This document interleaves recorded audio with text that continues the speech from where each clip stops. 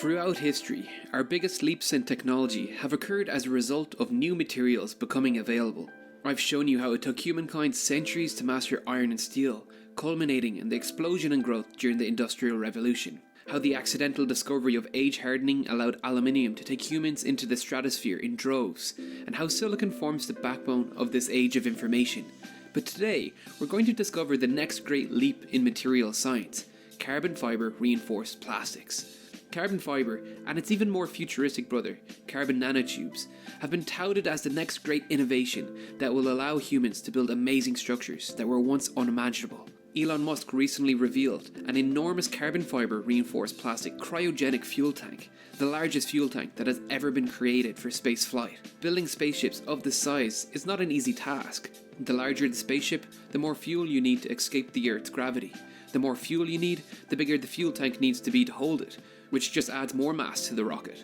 Carbon fiber reinforced plastics provided a new way to keep the weight down while maintaining the strength needed to withstand the internal pressures. But building a structure like this from carbon fiber is no easy task. This is the sort of material that, if it crash landed on Earth just 70 years ago, it would have been a completely alien object, and we are still learning a lot about its mechanics. The fact SpaceX have created a structure this size out of carbon fiber reinforced plastics that has already been tested at 2/3 of its bursting pressure is astounding by itself, but we've yet to see whether it can resist the blistering cold temperatures of the liquid fuels without cracking and leaking, and do it repeatedly. After all, the whole point of SpaceX rockets is to be reusable. Building a cryotank out of composite materials is without a doubt the most difficult part of building a spaceship of this size. Don't believe me? Listen to the man himself say it. This is really the hardest part of the spaceship. The other pieces are we have a pretty good handle on, but this was the trickiest one, so we wanted to tackle it first. Nevertheless, the material will be pivotal in reducing the weight of our craft enough to escape the gravity prison that has kept humans as a single planet species. Even though we are still learning a lot about the material, carbon fibers by themselves are not as new as you may think. The first carbon fibers were produced by Thomas Edison and Joseph Swan for use as filaments in their new electric incandescent lamps. The carbon fibers they created were produced by carbonizing plant threads like cotton, wood, and bamboo. This material did not have the tensile strength of today's carbon fibers, but they allowed Edison and Swan to replace the expensive platinum filaments being used earlier. The carbon bamboo filaments Edison developed lasted up to 1,200 hours, and they were the norm for 10 years until tungsten filaments replaced them.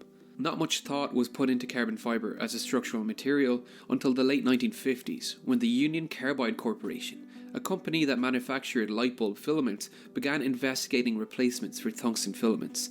They started using rayon, an artificial cellulose-based material, popular as a cheap alternative to silk and cotton as the base ingredient for carbon fibers. This was a breakthrough moment for the start of the modern carbon fiber era, as the resulting material showed potential as a structural material.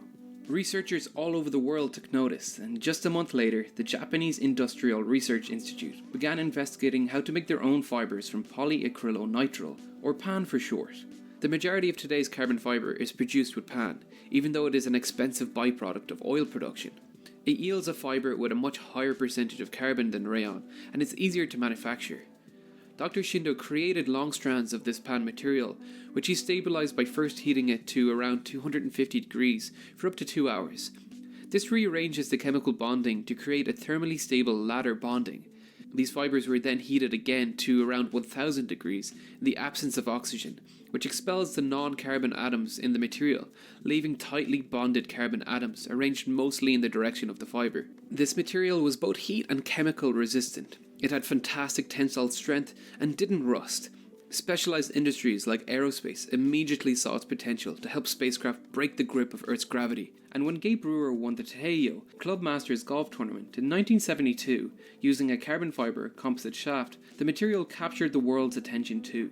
Sporting goods manufacturers all over the world began creating carbon fiber products. Golf clubs, tennis rackets, and racing bikes started to be made with the cheaper off-spec fibers that the aerospace industry could not use. Despite its high price, demand for the material kept growing, and by 1980, 1,000 metric tons were being produced a year. But it was still a notoriously difficult material to work with, and many still doubted its ability as a structural material.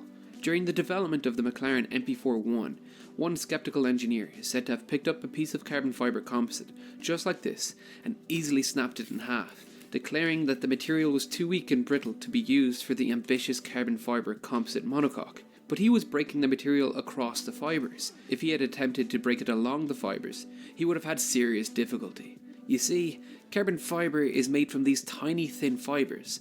This is a picture showing the size difference between a carbon fibre and a human hair. The carbon fibre is a smaller one. These tiny fibres by themselves can't be used as a material. We first have to bind these long strands of fibre together with a plastic resin. Otherwise, they're just a flimsy fabric that can't hold any load other than tension. Here you can see a solid piece of carbon fibre, where the fibres are surrounded by white resin. But this technique causes some problems for engineers when designing a product with this material, because the plastic is weaker than the fibres. This is a unidirectional layer of carbon fibre held together with resin. If we pull it this way, along the fibres, it has fantastic strength, because the fibres are in the same direction as the load and thus can resist it. But if we pull it this way, there is no continuous run of fibres to resist the force. Instead, the resin matrix gets pulled apart, and the fibres add very little strength to the material. To combat this, engineers will layer the fibres on top of each other.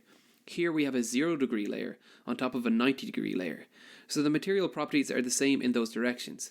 But now the 45-degree direction is weaker. We can keep adding more layers until we have similar stiffness in all directions, but eventually the thickness of the material will become too great. We reach another problem when we remember there is nothing but the resin matrix holding these layers together, and sometimes that fails and we get delamination of the layers. This is why you often see the carbon fibres woven into a fabric like this, but again, woven fabrics can only be so thick.